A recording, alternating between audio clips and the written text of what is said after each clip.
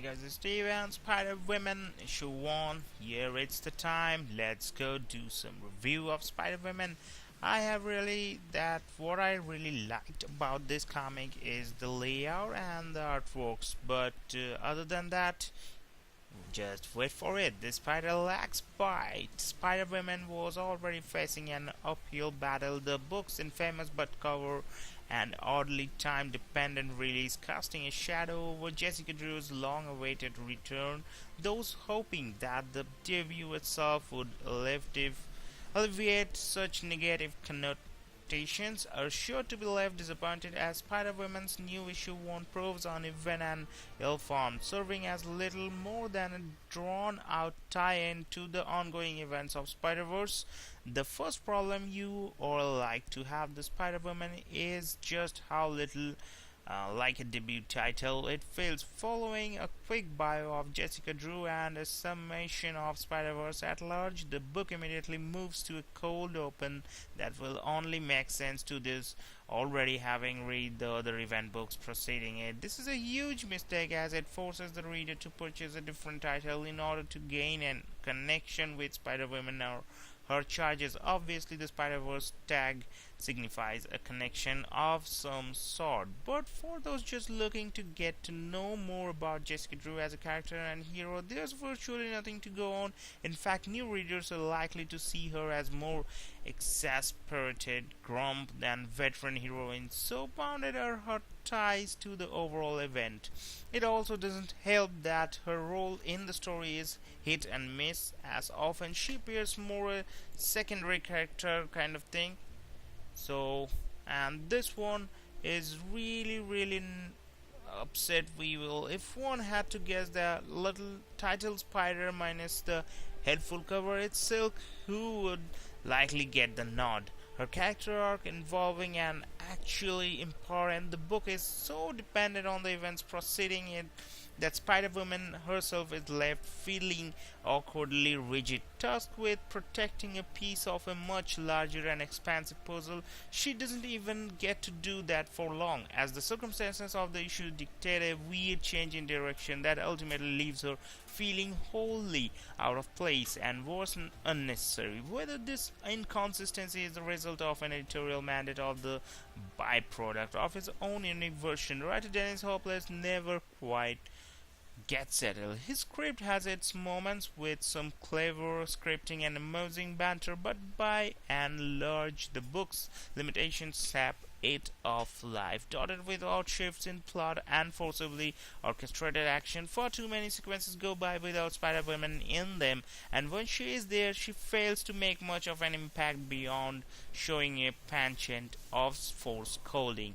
Greg Land doesn't quite help things with his art. His page is structurally sound but devoid of anything that really stands out. The artist proves he can draw a pretty face, but unfortunately they all look more or less the same. Certainly mannerisms and micro expressions appearing on nearly every page and panel. His proportions also tend to trend pretty even. At one point, a character opines on Spider-Woman's negative effect on her body image. Amusing, considering that everyone, even the young Silk, appears similarly equipped. It's a solid effort, but it feels like everything we have already seen before. Yeah, looks like same, but things are kind of really changed whenever this black kind of things happen. So spinning out of Spider-Verse, Jessica Drew is on a mission with some other Spider-Folk. Even if you have been reading the other Spider-Verse titles, there will be some confusion. The good things are about this one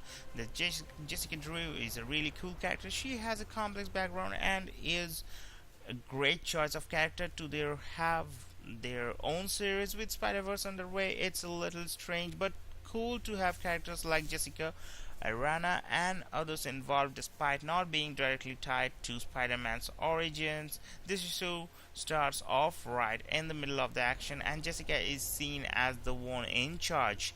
The bad things about this issue that is simply put, this is a horrible way to start a new series. As I told in Comic Vine, also they are telling the same thing. The verdict about this one is launching a brand new series is the midst of an ongoing comic event isn't the best idea. Usually, new series seems to rise as a result to the end of events. New readers and those not reading Spider-Verse are thrown in the middle of a pretty crazy story. It is great that Jessica has her own series and a big amount of importance is placed upon her. It's just unfortunate there are issues with the art and too much going on to even become concerned or attached to Spider-Woman. I was looking forward to this series and hopefully things will move in a different direction once Spider-Verse is over. Jessica Drew deserved better than this.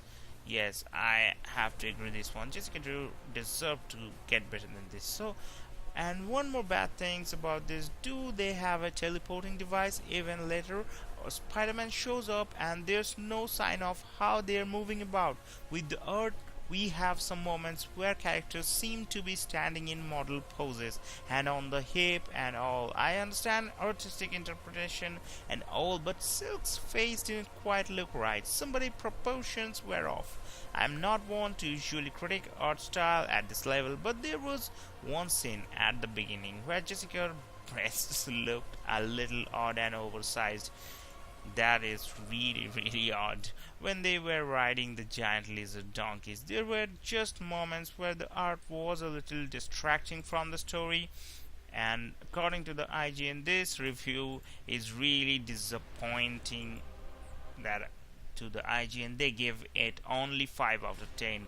The verdict about from the IGN, that is whether failed by undue expectation or confusing marketing, Spider-Woman won feels more like an ensemble piece than a true solo debut. Fans of Spider-Verse event will likely find more to like, but for those excited to see Jessica Drew return to prominence, it appears we have more waiting to do it. When all is said and done, Spider-Man issue 1 isn't a true debut. Yes, so thanks for watching. Hope you guys have liked it. So here was the Spider-Woman issue 1. After this one also, if you really want to buy this one, so go to the store and you should try it.